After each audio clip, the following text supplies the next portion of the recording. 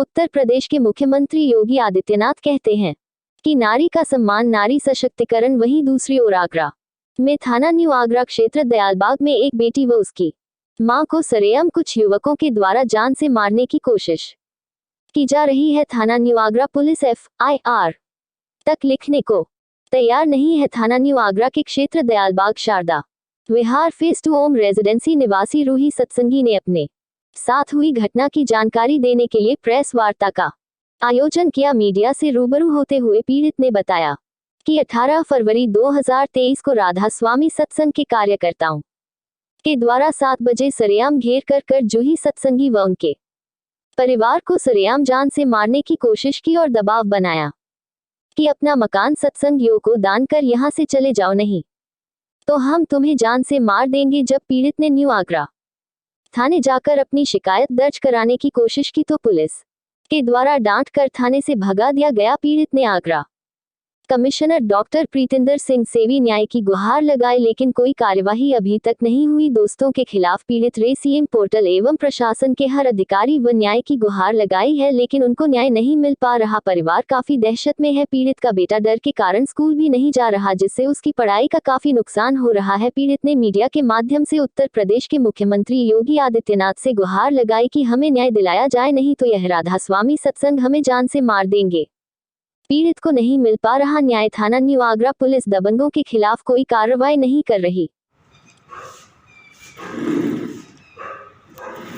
हमारा दुपट्टा था जो घसीटते हुए हमें सड़क पे घसीटते हुए इन्होंने गर्दन से खींच दिया था।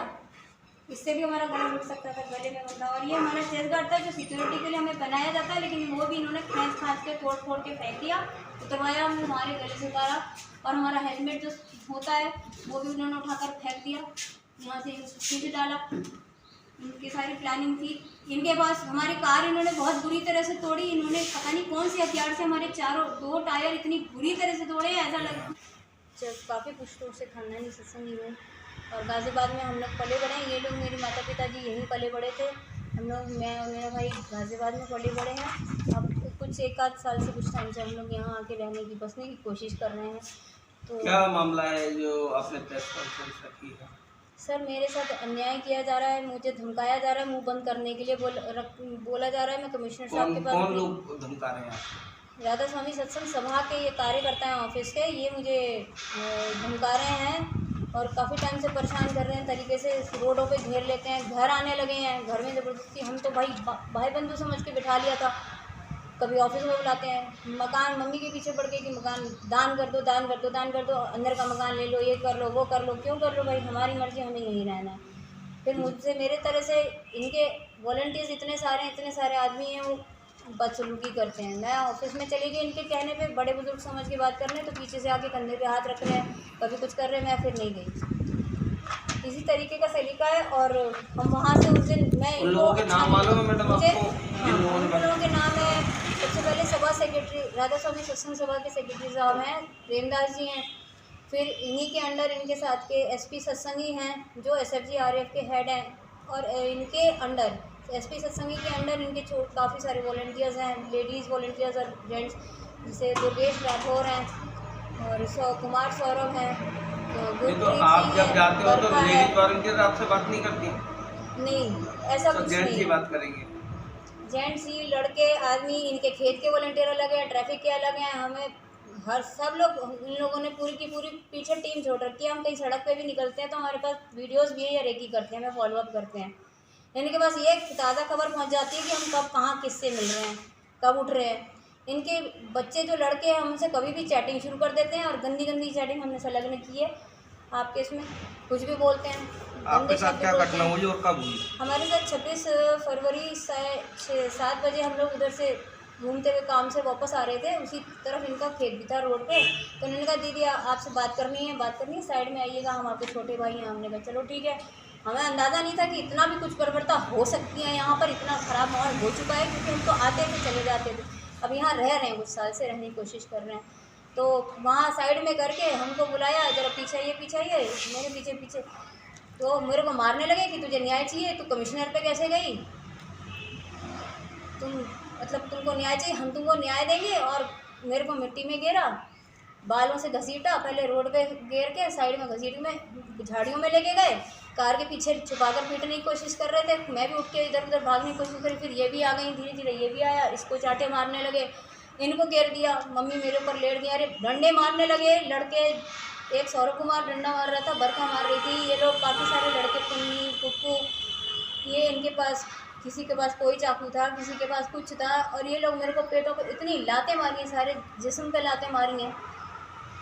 उसके बाद जैसे तैसे ये लोग मार पीट के, इनका कहना था कि आज से फाड़ देंगे, और ज़बरदस्ती सौरभ कुमार और एक जिस लेडी वॉलंटियर ने मेरे को बहुत डंडे मारे, लगातार 1.5 घंटे तक मारती गई। उन दोनों ने मिलकर मेरी सलवार तक उतार दी। कोई कह रहा था, सौरभ कुमार बार बार कहते हैं, आपस में डिस्कस कर रहे हैं, अरे एसपी साहब ने कहा है कि गाड़ी भर्ती कर लो, और बोल रहे थे आज इसको फाड़ देंगे, लटकाएंगे, मार देंगे। फिर कहते हैं गाड़ी की चाबी हमारी ज़बरदस्ती हमसे छीन के हमें गाड़ी में बंद कर दिया, और कह रहे थे जलाकर क्रेन मंगवा लो, अभी इनकी नगर निगम की ड्राइवर की क्रेन है। आपने सारे घटना की जानकारी पुलिस में या कहीं और भी की है? सब जगह दी है। मैं पहले दिन से 2 दिन तक मैंने मुंह पानी एक बूंद नहीं लगाया कि गवाही जो आपकी जो ये विटनेस चीज़ें होती हैं, छोटे वोटे ये धुल ना जाए, मैंने एक बूंद मुंह पे पानी भी नहीं लगाया। ऐसे ही 2 दिन तक मैं फटे कपड़ों में गई हूँ महकमा में जाकर, गंदे मुंह, मिट्टी के बाल भरे हुए, ऐसे उन्होंने नोचे। मेरे पास सारे बाल के प्रूफ भी रखे हुए, मैंने फिंगरप्रिंट आए होंगे। मैं थाने पे भी गई, 112 ने विटनेस भी किया था। 112 ने 1 घंटा मेरे घर में बैठ के SHO थाना साहब को बुलाया भी। मैं पहले भी गई, तब भी डांट के भगा दिया, ऐसे कोई FIR नहीं होती, जाओ। और जब यहाँ आकर मैंने 112 को किया तो उन्होंने भी बुलाया, तब भी SHO साहब नहीं आए। थाने से 1 घंटा कोई चले गए, कह रहे थे ड्यूटी पूरी हो गई है। उसके बाद मैं कमिश्नरेट के पास जाने लगी। 2-3 दिन बाद मुझे समझ में आया यहाँ नहीं कुछ होने वाला। इस तरह से मैं बस जा ही रही हूँ, कभी किसी महकमे में, कभी किसी महकमे में, कभी DCP के पास चले जाओ, कभी CO ताज के पास चले जाओ, कभी ACP के। आगरा कमिश्नर से आप मिली? जितेंद्र जी से हम मिले, तो हम क्या कहा 6-7 बार मिले। वो कहते हैं इंस्पेक्शन चल रही है, FIR ज़रूरी होगी तो कर देंगे, जबकि उनको तो मैंने खुद अपने घाव दिखाए हैं। मैंने हर महकमे में अपने घाव दिखाए हैं। मैं फटा कपड़ा पहन के गई हूँ वहाँ पर, मैं जैकेट के साथ दिखाया मैंने। उन्होंने कहा ज़रूरत होगी तो FIR हो जाएगी, इंस्पेक्शन चल रही है। हमने कितनी विनती करी कि सर मैं दवाई नहीं ले रही हूँ, कि मेरे ये दवाई पे भी आपने कोई सूचना दी है क्या? हाँ जी, हम उस पर भी दे रहे हैं। उसका हमने कोई यूपी महिला आयोग में भी भेजा, योगी आदित्यनाथ जी को भी भेजा, और वहाँ से इनका महिला आयोग से 15 मार्च का सम्मन भी जारी हुआ था। उसके बाद हमें कोई जवाब कहीं से मिल ही नहीं रहा कि क्या आगे कार्रवाई हो रही है। और हर जगह इन्होंने हमने prime minister right to PM portal पे भी लिखा था, तो वहाँ पे भी इन्होंने हमारी यही FIR चढ़ा दी है कि ये पागल है और ये ऐसी थी, इसने अटैक कर दिया, इसने गाड़ियाँ तोड़ दी सत्संगियों के, तो मारा पीटा। मैं एक अकेली महिला और मैं इनके सत्संगियों को मार पीट के भाग गई के बाद तो ये बता नहीं रहे कि भाग गई और कैसे भागी और क्या हाल किया था। इनकी हत्या का पूरा प्लान था, और इन्होंने जिस तरह से 17-18 लोग, ये लोग मुझे घेर रहे थे, 3 महिलाएं, बाकी पुरुष थे, लड़के थे। मैं जैसे तैसे निकल गई वहाँ पर, क्योंकि मेरे पास कार की दूसरी चाबी थी। ये लोग अंदर थोड़ी देर के लिए गुरुजी को शायद निकालने के लिए गए थे। हमने देखा हम अकेले हैं, तब हम बच निकले। गाँव कुछ रास्ते के चलते लोगों ने इशारा किया निकल जाओ, हम तब बच के निकल गए। हमारी मेडिकल भी नहीं हुई। बहुत बड़ा हो गया। आप उसको आप कपड़े उठा के दिखाती हैं। हमारा आज तक मेडिकल भी नहीं किया गया।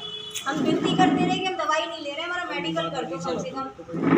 हमारी विनती के बाद भी हमारा मेडिकल नहीं कराया गया आज तक। हम दवाई नहीं ले रहे थे, 1 महीने तक हमने दवाई नहीं ली थी। घर में ही अपना छोटा मोटा इलाज करते रहे कि छोटे ठीक हो जाएंगी, फिर दवाई ख़त्म हो जाएगी। सबसे बड़ी दवाई तो हमारी